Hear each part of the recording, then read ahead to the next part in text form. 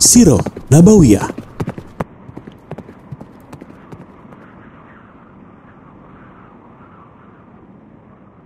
Bismillahirrahmanirrahim. Alhamdulillah. Wassalatu wassalamu ala rasulillah wa ala alihi wa ashabihi wa man wala. Amma ba'du. Para pemirsa yang dicintai oleh Allah Subhanahu wa taala,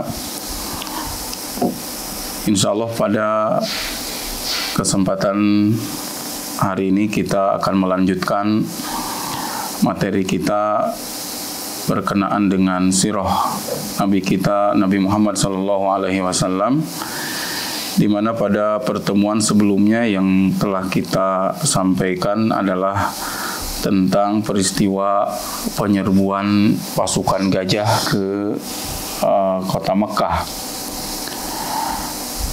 Lalu pada tahun yang sama, hanya berselang beberapa bulan dari peristiwa tersebut, terjadi peristiwa yang agung, kelahiran Nabi Muhammad SAW. Dan ini tema kita pada kesempatan hari ini, Maulidur Rasuli Sallallahu Alaihi Wasallam, kelahiran Rasulullah Sallallahu Alaihi Wasallam.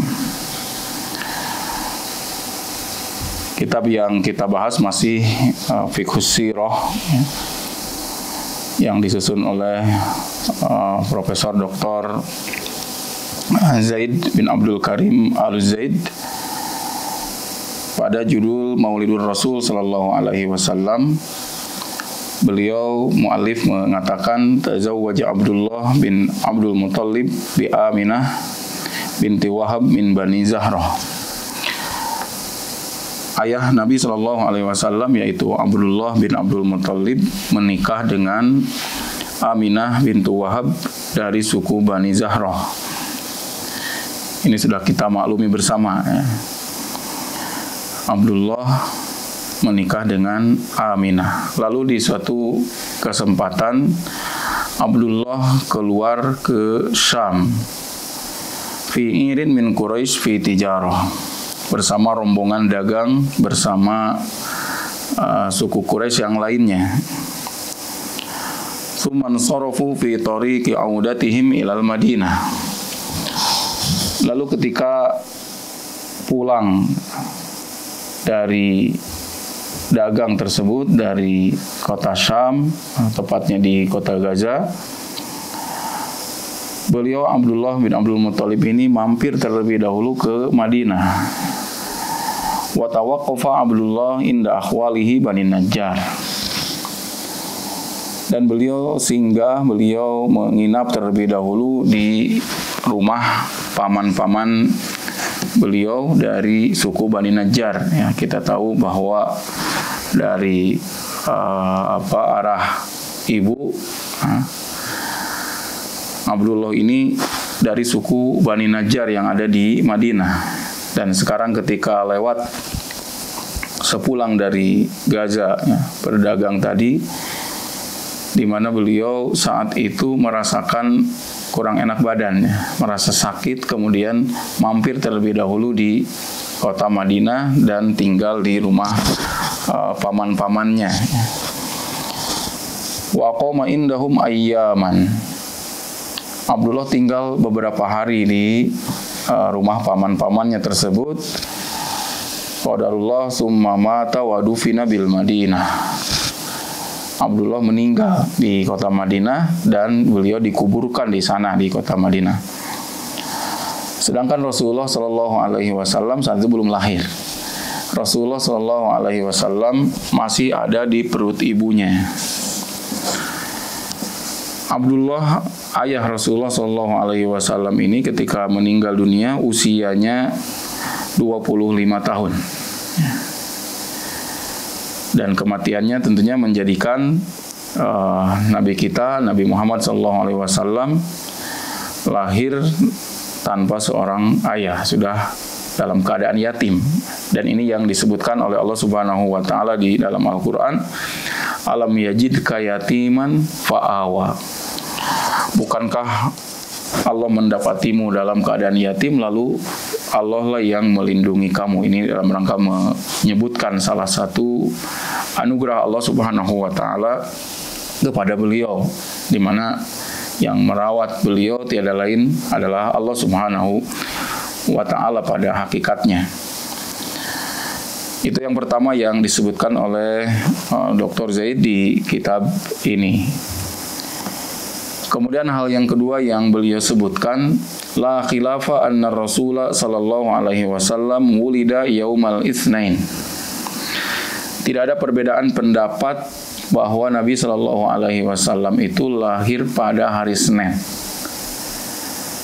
Ini sebagaimana hadis Nabi sallallahu alaihi wasallam bahwa beliau suatu kali ditanya tentang saum pada hari Senin, di mana beliau secara rutin melaksanakan saum di hari tersebut. Maka Rasulullah SAW menjawab, zaka yaumu wulidtu fihi wa unzila alayya fihi. Hadis diriwayatkan oleh Imam Muslim. Kenapa saya saum di hari Senin? Karena hari tersebut adalah hari aku dilahirkan. Juga hari Senin tersebut adalah hari aku pertama kali diturunkan wahyu kepadaku. Hari pertama kali aku menjadi seorang nabi. Hadis ini diriwayatkan oleh Imam Muslim. Jadi ini tidak ada perbedaan pendapat kalau kelahiran beliau itu di hari Senin.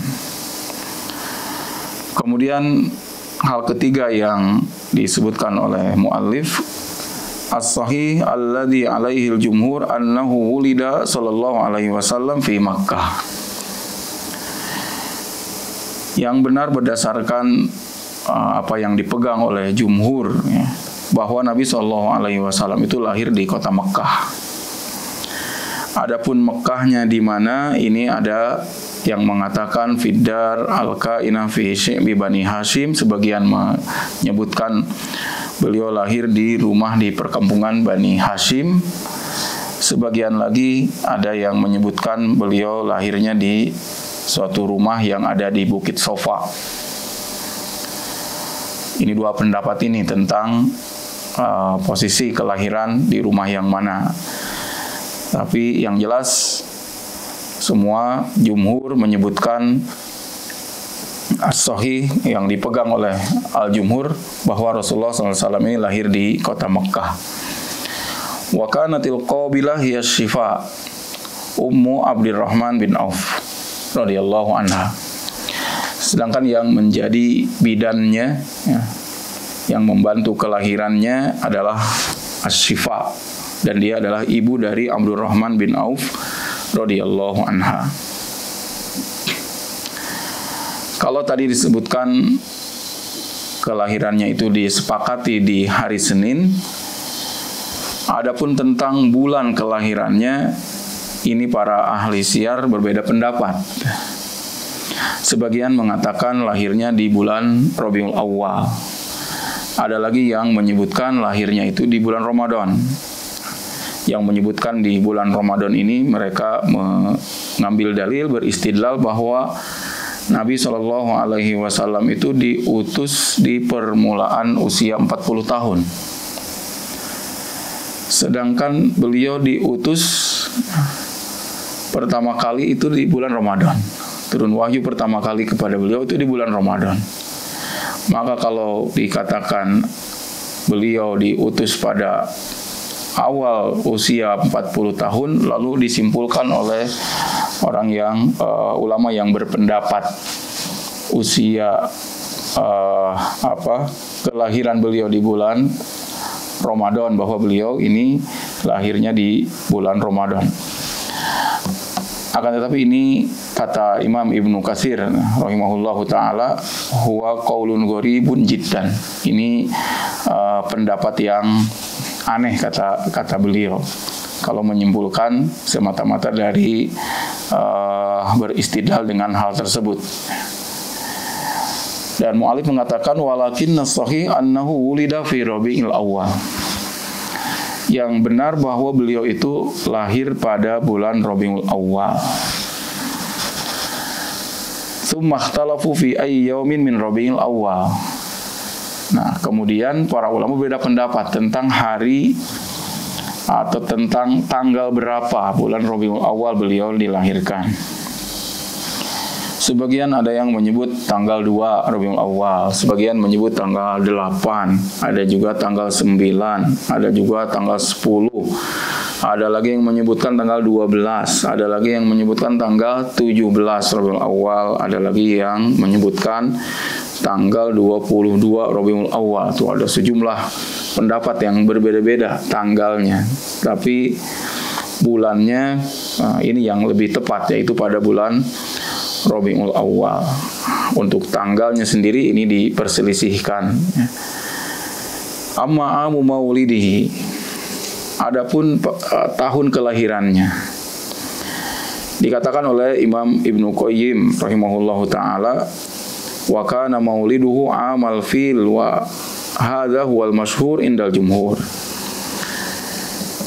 Kelahirannya itu pada peristiwa al-fil tadi, tahun gajah, yang sudah kita ceritakan sebelumnya bagaimana peristiwa penyerbuan gajah ke kota Mekah. Nah, pada tahun itulah Nabi SAW dilahirkan. Dan sebagaimana dimaklumi kalau penyebutan tahun di zaman tersebut sesuai dengan peristiwa-peristiwa yang menonjol yang terjadi di tahun tersebut, maka disebut tahun ini dengan tahun gajah, tahun al-fil, karena ini peristiwa yang sangat berkesan bagi mereka orang-orang Mekah dan bangsa Arab pada umumnya.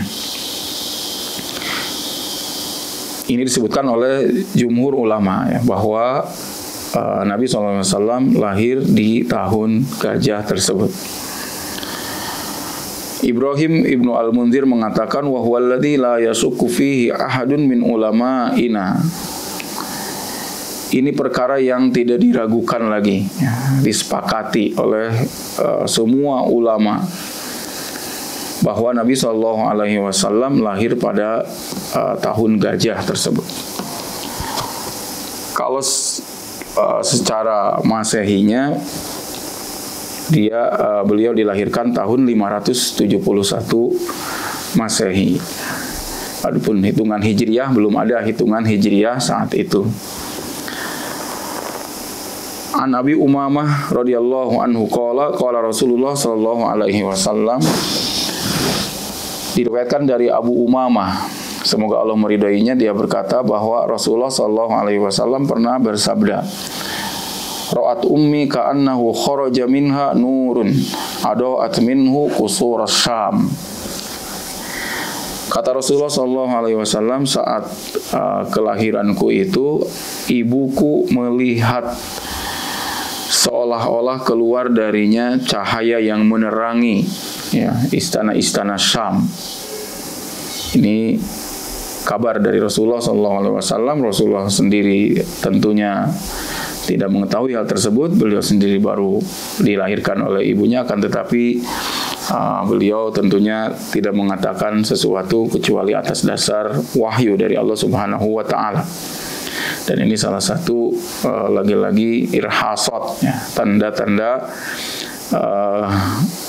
kenabian Rasulullah SAW sebelum beliau jadi nabi, sebagaimana yang kemarin juga kita sebutkan, salah satu irhasat ya, kejadian yang luar biasa yang terjadi pada beliau menjelang kelahirannya, yaitu terjadinya penyerbuan pasukan gajah yang kemudian kota suci Mekah ini dilindungi oleh Allah Subhanahu wa Ta'ala tanpa campur tangan manusia sedikit pun.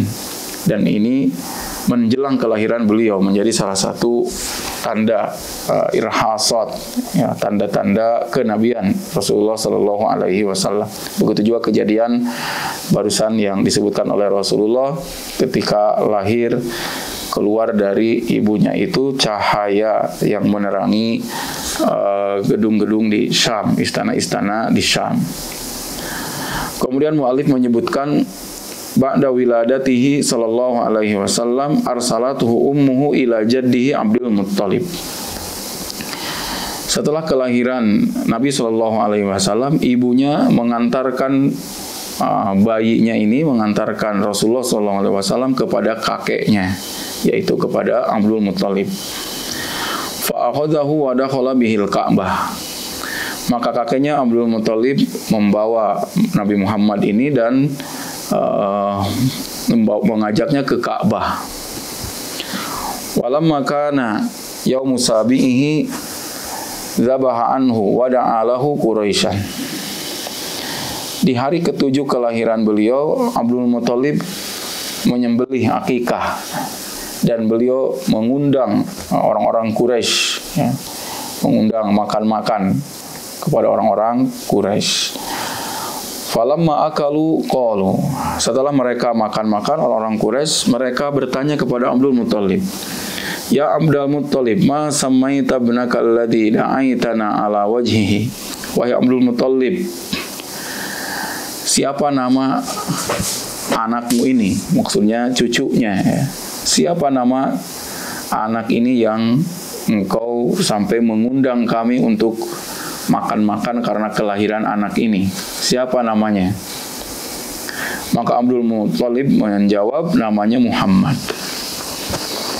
Orang-orang Quraisy bertanya kepada Abdul Muttalib, "Kaifa samaita bismin laisa li ahadin min abaika wa qaumik?" Bagaimana engkau memberi nama anak ini dengan nama yang tidak pernah sebelumnya dimiliki oleh nenek moyang kita, juga oleh orang-orang dari kaum kita. Tidak ada nama sebelumnya nama Muhammad. Jadi asing bagi mereka. Tidak umum ada nama Muhammad pada orang-orang Quraisy. Faqala, maka Abdul Muttalib menjawab, "Inni la arju an yahmadahu ahlul ardi wa yahmadahu ahlus sama." Abdul Muttalib menjawab, saya beri anak ini nama Muhammad, aslinya artinya kan orang yang terpuji. Saya memberi nama anak ini yang terpuji karena saya berharap anak ini dipuji oleh penduduk bumi dan dipuji oleh penduduk langit. Jadi orang mulia, orang yang dipuji bukan hanya oleh penduduk bumi tapi juga oleh penduduk langit. Kata muallif, wa hadzal ismu Muhammad ghairu ma'hudin fil jahiliyah illa min iddati ashas sammahum aba'uhum bihadzal ism. Nama Muhammad ini tidak masyhur, tidak populer pada masyarakat jahiliyah. Kecuali ada beberapa orang yang dinamai dengan nama Muhammad, tapi tidak umum. Sebagian orang yang menamakan anaknya dengan Muhammad itu karena mereka pernah mendengar bahwa suatu saat nanti akan ada seorang nabi yang akan diutus dengan nama Muhammad ini. Sehingga ketika mereka memberi nama anaknya Muhammad, mereka berharap bahwa anaknya inilah yang akan menjadi nabi. Tapi itu sekedar angan-angan mereka saja. Raja'an yakunahu. Mereka berharap bahwa anaknya itu yang akan menjadi nabi kelak, sehingga mereka memberi nama anaknya Muhammad. Tapi itu jarang, bukan populer menamakan anaknya dengan nama Muhammad. Akan tetapi hikmah Allah Subhanahu wa taala, dan ini keagungan Allah Subhanahu wa taala, bahwa Allah taala menjaga, melindungi semua orang yang memiliki nama Muhammad ini. Tidak ada satupun di antara mereka yang mengklaim dirinya sebagai nabi. Juga tidak ada, kalau dia tidak mengklaim, orang lain juga sama tidak ada yang menganggap orang yang bernama Muhammad ini sebagai nabi. Orangnya tidak pernah mengklaim, juga tidak pernah ada anggapan dari orang-orang di sekitarnya bahwa dia nabi. Sehingga tidak pernah muncul perkara yang subhat, perkara yang menyamarkan, oh jangan-jangan ini yang disebut-sebut oleh sebagian orang nabi terakhir yang akan muncul itu ini Muhammad yang ini. Tidak pernah ada muncul isu-isu seperti itu tentang mereka. Juga tidak pernah muncul dari orang yang bernama Muhammad itu perkara-perkara yang menyulitkan orang-orang. Tidak pernah ada perkara yang menyamarkan, yang membuat orang-orang menduga bahwa ini adalah nabi yang disebut-sebut selama ini oleh sebagian kalangan bahwa akan ada nabi yang bernama Muhammad di kemudian hari. Maka ketika muncul sekarang Nabi Muhammad SAW yang sesungguhnya bahwa ini adalah nabi yang terakhir yang telah disebut-sebut sebelumnya itu, maka ini tidak pernah dipertentangkan oleh mereka. Mungkin mereka kalau sebelumnya ada yang mengaku-ngaku sebagai Nabi Muhammad, paling juga ini ngaku-ngaku semata lah, sama dengan yang sebelum-sebelumnya. Ini tidak pernah ada sebelumnya, ada isu, ada peristiwa seorang yang bernama Muhammad kemudian mengaku-ngaku menjadi nabi.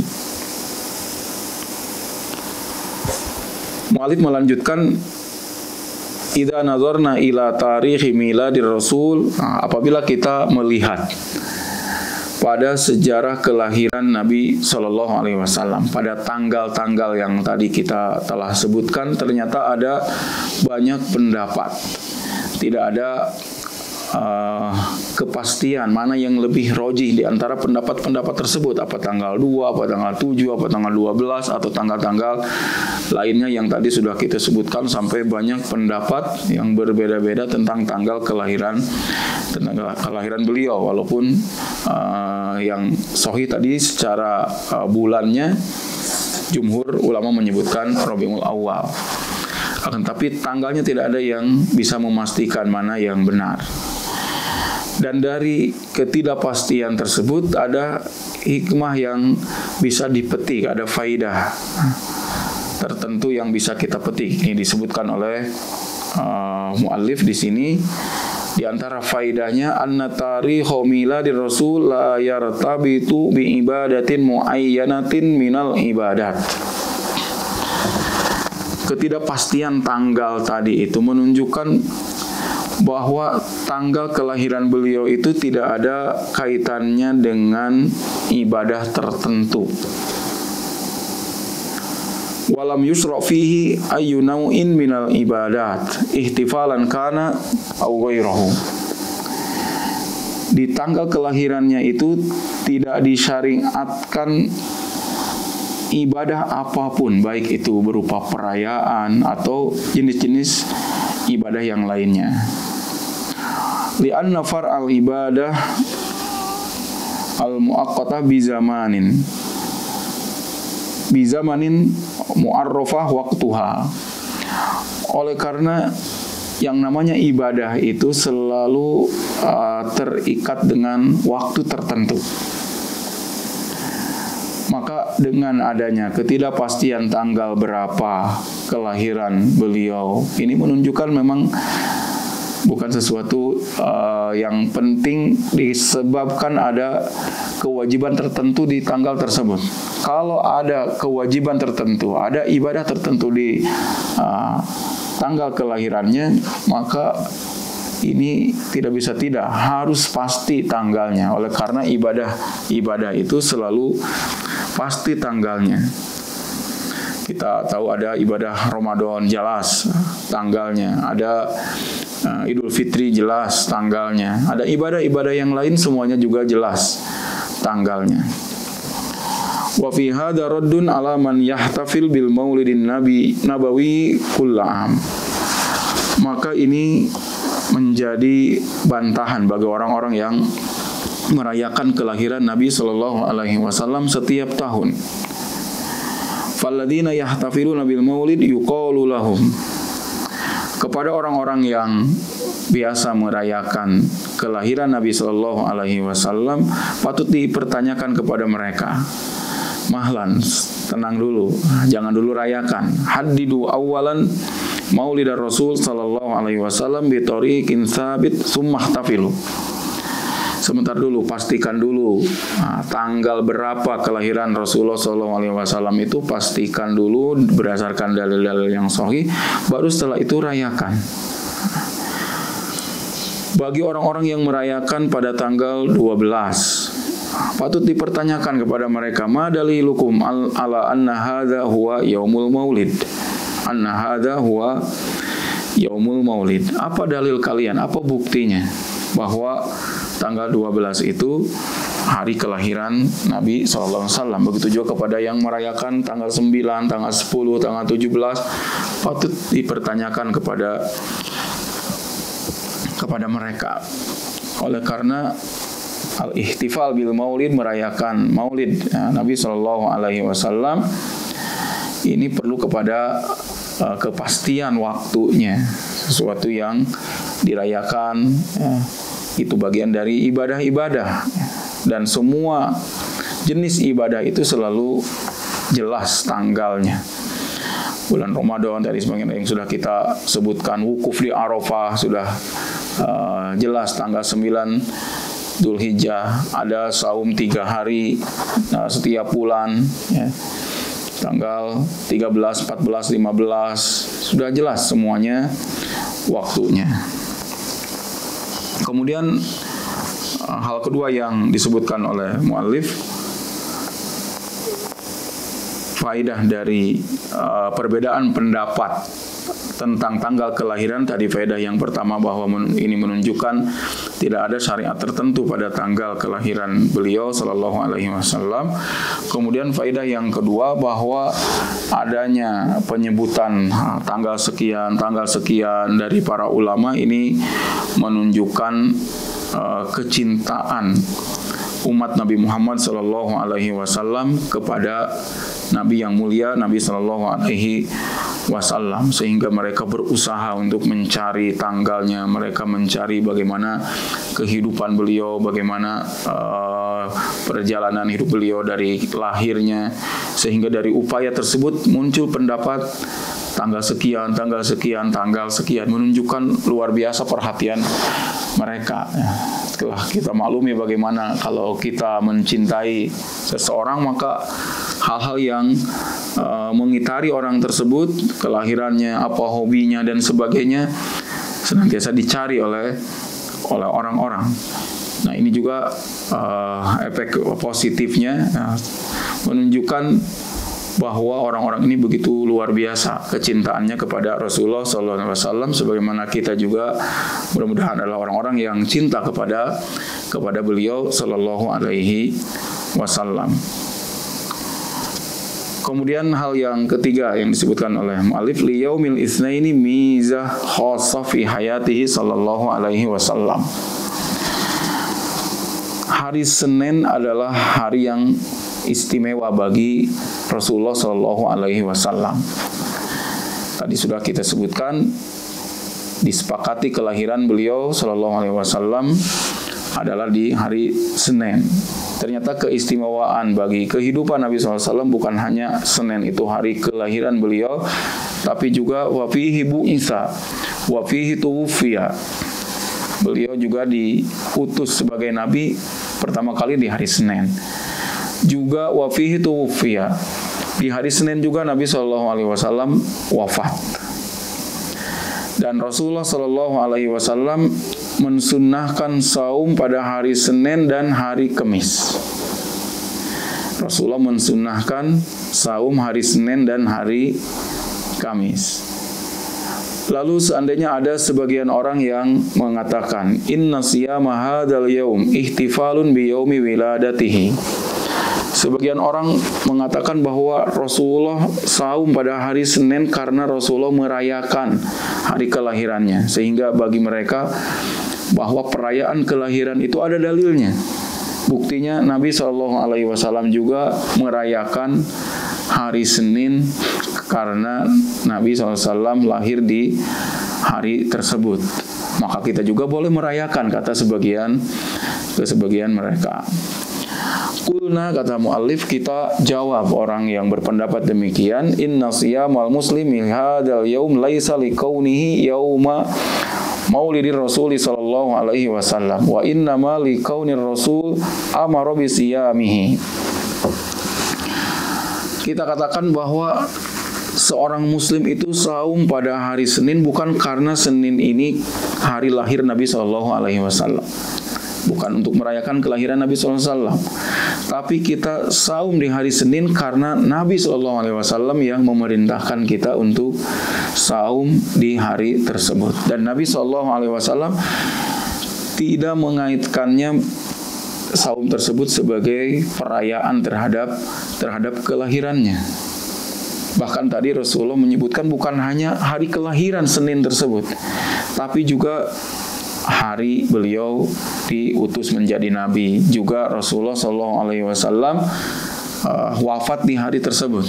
Maka kalau pada ini hadis yang sama, satu rangkaian dengan hadis Rasulullah SAW ketika beliau menyebutkan bahwa hari Senin itu hari aku dilahirkan. Beliau juga menyebutkan langsung hari aku diutus oleh Allah Subhanahu wa taala.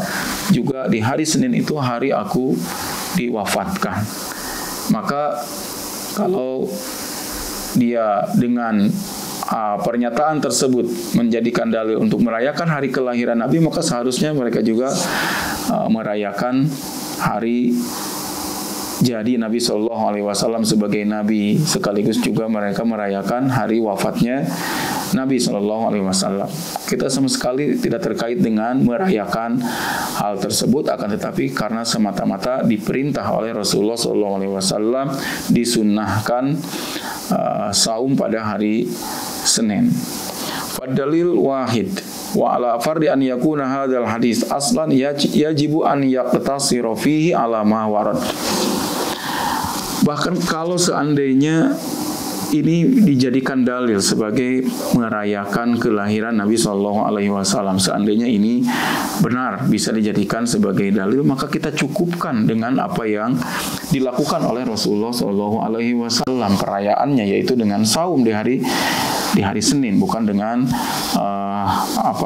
aktivitas yang lainnya, perayaan-perayaan yang lainnya. Akan tetapi dengan saum sebagaimana Rasulullah SAW juga saum, dan saumnya hari apa? Hari Senin, sebagaimana Rasulullah SAW juga melakukannya di hari Senin, bukan tanggal tertentu sebagaimana yang disebutkan dalam perayaan itu yang populer di zaman kita, tanggal 12 Rabiul Awal, lalu merayakan di setiap tanggal 12 Rabiul Awal, terkadang hari Senin, terkadang hari Selasa, terkadang hari Rabu, terkadang hari Kamis. Ini mana dalilnya bahwa Rasulullah SAW merayakan hal tersebut? Yang ada dalilnya Rasulullah, kalau ini disebut perayaan, Rasulullah SAW saum pada hari Senin.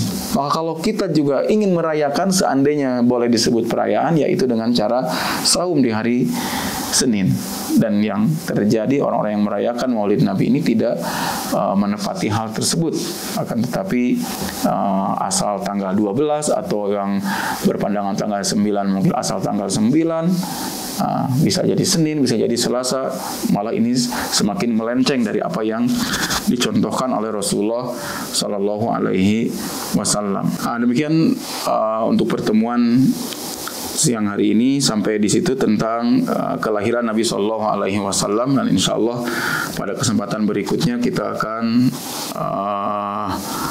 kaji bersama tentang hikmah bahwa beliau Sallallahu Alaihi Wasallam dilahirkan sebagai seorang anak yatim, ya.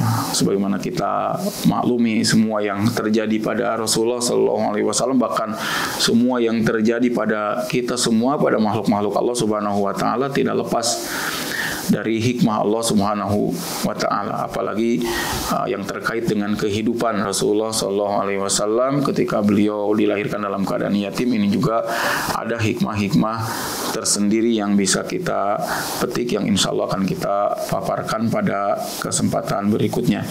Wallahu taala alam. Mudah-mudahan apa yang disampaikan pada kesempatan ini bermanfaat.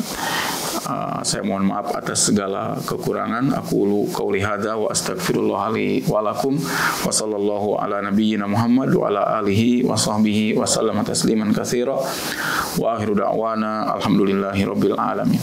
Wassalamualaikum warahmatullahi wabarakatuh.